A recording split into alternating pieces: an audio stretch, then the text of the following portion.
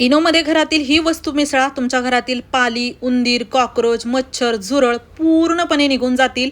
तेही कोणत्याही केमिकल किंवा औषधाचा वापर न करता घरातील वस्तूंचा वापर करून अगदी फ्रीमध्ये एकदा करून बघा, 100% रिझल्ट मिळतो. यासाठी बघा आपल्याला काय काय लागणार आहे ते बघूयात. प्रोसेस खूप महत्त्वाची आहे, कारण की यामध्ये कोणतंही केमिकल आपण वापरणार नाही. त्यामुळे प्रोसेसद्वारे यामध्ये एक रिॲक्शन तयार होतं, जे की आपल्या घरातील किडे किंवा जे पाली आहेत, उंदीर, मच्छर, झुरळ हे घालवण्यासाठी मदत होते.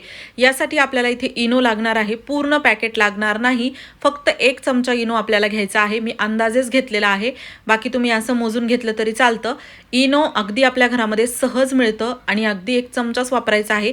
कमी जास्त हे तुमच्यानुसार तुम्ही बनवलं तरी चालतं, पण हे मी अगदी नॉर्मलच बनवतो आहे क्वांटिटी.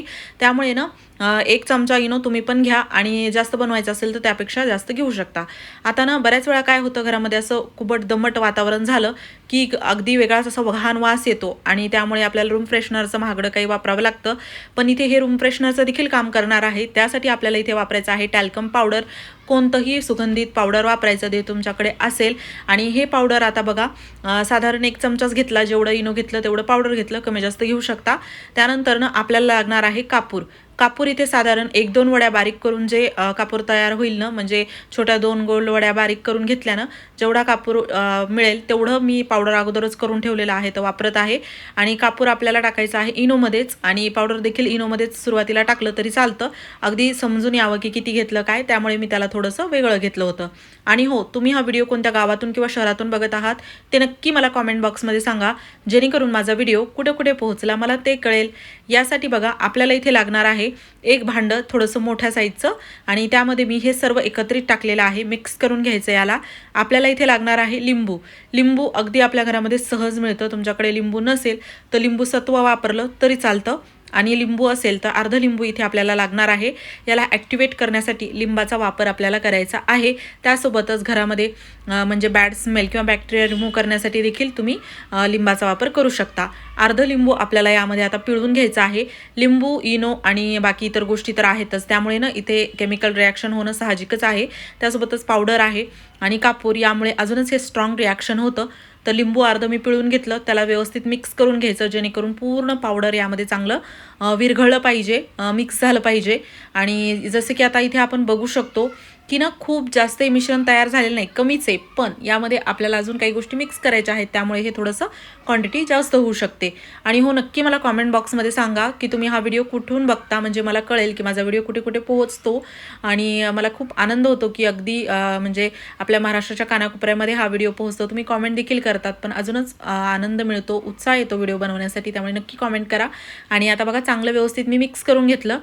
त्यानंतर ना यामध्ये आपल्याला टाकायचं आहे, छोटा ग्लास आहे, 1 ग्लास पाणी टाकलं. मोठ्या ग्लासने अर्धा ग्लास पाणी यामध्ये टाकायचं, किंवा 1 ग्लास जरी मोठा ग्लास टाकलं पाणी तरी चालतं, कारण की आपण 1-1 चमचा सर्व गोष्टी वापरलेल्या आहेत. त्यानंतर ना याला चांगलं मिक्स करून घ्यायचं, ढवळून घ्यायचं. त्यानंतर आपल्याला इथे लागणार आहे डांबर गोळी, नेप्थलिनची गोळी. ही घरामध्ये आपण ठेवतोच, घरामध्ये बेडमध्ये, कपाटामध्ये, टॉयलेट बाथरूममध्ये घाण कुबट दमट वास काढण्यासाठी याचा वापर केला जातो प्रत्येक घरामध्ये. आणि मी याला खलबत्त्यात टाकून कुटत आहे, कारण की हा खलबत्ता माझा दररोजचा वापरायचा नाही. बाकी तुम्ही दररोजच्या कोणत्याच भांड्यामध्ये याला बारीक करू नका, म्हणजे काय होतं, त्या भांड्याला थोडा वास राहतो, धुतल्यानंतरही 1-2 दिवस वास येतो. पेपरमध्ये घेऊन याला थोडं बारीक केलं तरी चालतं. आता या खलबत्त्यामध्ये 2-3 दिवसापूर्वी मी ते काहीतरी काळा पदार्थ कुठला होता, थोडंसं काळं या नेप्थलिनच्या गोळीला लागलेलं आहे, डांबर गोळीला. काही हरकत नाही. बाकी तुम्ही हे पावडर असं करून घ्या. खूप जास्त बारीक पावडर करायची गरज नाही, पण जेवढं होईल तेवढं करायचं.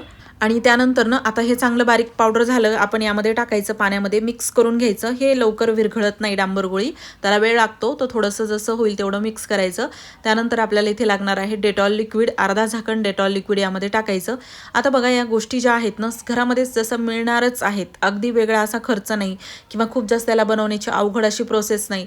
आणि बऱ्याच वेळा आपण किती महागडी काही औषधं वापरतो घरातील कॉक्रोच, उंदीर, पाली घालवण्यासाठी, आणि त्याचा काही रिझल्ट मिळत नाही, आणि उलट दुष्परिणाम होतात. केमिकल भरपूर, लहान मुलांपासून दूर ठेवावं लागतं, पण हा उपाय 100% कामी येतो. आता यानंतर ना यामध्ये मी टाकलेलं आहे कडुलिंबाचं तेल. तुमच्याकडे जर कडुलिंबाचं तेल नसेल तर काहीच हरकत नाही, तुम्ही कडुलिंबाची अगदी आपल्या झाडाच्या कुठंही आजूबाजूला झाडं मिळतात कडुलिंबाची, त्याची पानं आणायची फ्रेश ताजी, खलबत्त्यात त्याला कुटायचं आणि त्याचा रस यामध्ये पिळून घ्यायचा. म्हणजे ते दोन्ही पण, जसं मी ऑइल वापरलं तुम्ही रस घेऊ शकता. कडुलिंब औषधी वनस्पती आहे, भरपूर फायदे आहेत, त्या काही वेगळं असं सांगायला नको, त्यामुळे नक्की कडुलिंब वापरा. आता याला मी झाकून ठेवलेलं आहे, साधारण अर्धा ते 1 तास याला रेस्ट करण्यासाठी ठेवायचं, म्हणजे यामध्ये जे रिॲक्शन आहे ते अजून स्ट्रॉंग होतं. वेळ असेल तर रात्री बनवून सकाळी वापरलं तरी चालतं, पण आत्ताच वापरायचं नाही. अजून यामध्ये 1-2 गोष्टी आपल्याला ॲड करायच्या आहेत. तर याला मी ना अर्धा 1 तासासाठी असं झाकून ठेवलं होतं. त्यानंतर यामध्ये आपल्याला टाकायचा आहे खायचा सोडा किंवा बेकिंग पावडर इथे टाकायचं, कारण की याला आपण परत ॲक्टिवेट करणार आहोत. इथे खायचा सोडा 1 चमचाभर मी घेतलेला आहे, बेकिंग पावडर घेतला आहे आणि ते यामध्ये टाकून, जसं यामध्ये टाकलं की बाकी इतर गोष्टी आहेतच त्यासोबत हे कॉन्टॅक्टमध्ये आलं, यामध्ये एक रिॲक्शन तयार होतं स्ट्रॉंग. आणि त्यानंतर ना याचा वासही बघा खूप चांगला येतो. असं नाही की खूप उग्र वास येतो आणि घरात नको वापरायला, वेगळं वाटेल, अजिबात नाही. वास खूप छान येतो, कारण की आपण टॅल्कम पावडर बाकी इतर गोष्टी वापरलेल्याच आहेत त्यासाठी. आणि चांगलं व्यवस्थित आता हे रिॲक्शन झालेलंच आहे, तर मिक्स करून घ्या. सर्वात महत्त्वाचं म्हणजे आता याला वापरायचं कसं, तर त्यासाठी ना याला गाळून घ्यावं लागेल. काही मोठे पार्ट आहेत डांबर गोळीचे, तर ते बाजूला निघायला हवे, नाहीतर ते स्प्रे बॉटलमध्ये अडकतात. आता ना इथे तुम्ही एक काम करू शकता, काही कॉटनचा कपडा म्हणा, कापूस म्हणा, टिश्यू पेपर असं काही घेऊन छोटे छोटे त्याचे तुकडे करायचे, ते हे लिक्विडमध्ये डिप करायचे आणि ते घरामध्ये इकडे तिकडे ठेवले ना तरी चालतात. म्हणजे कसं त्याचा वास आपल्या घरामध्ये तिथे पोहोचतो. बऱ्याच ठिकाणी आता स्प्रे करता येत नाही, पाणी टाकता येत नाही, तर अशा ठिकाणी ते कॉटनचे गोळे करून ठेवले ना तरी चालतात. खूप चांगलं काम करतात ते. आणि नाहीतर काय, स्प्रे बॉटल घ्यायची, जर नसेल स्प्रे बॉटल तर पाण्याची बॉटल घ्या, झाकणाला त्याच्या किसी टोकदार वस्तूने, म्हणजे टोकदार वस्तूला गरम करायचं सुईला आणि त्याने छिद्र पाडायचे, म्हणजे ते स्प्रे बॉटलसारखं काम करते.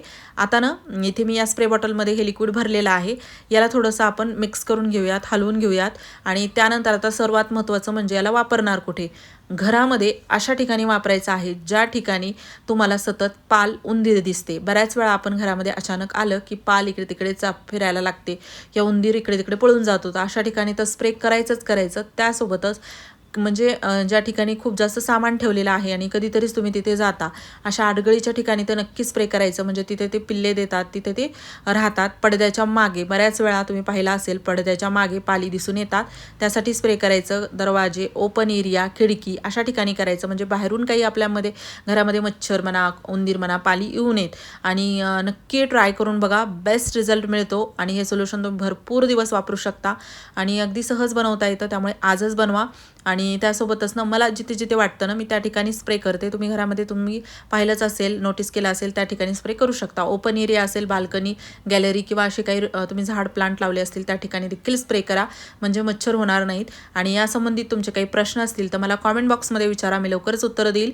व्हिडिओ आवडला असेल लाईक करा, शेअर करा. चॅनलवरती नवीन असाल तर सबस्क्राईब करायला विसरू नका.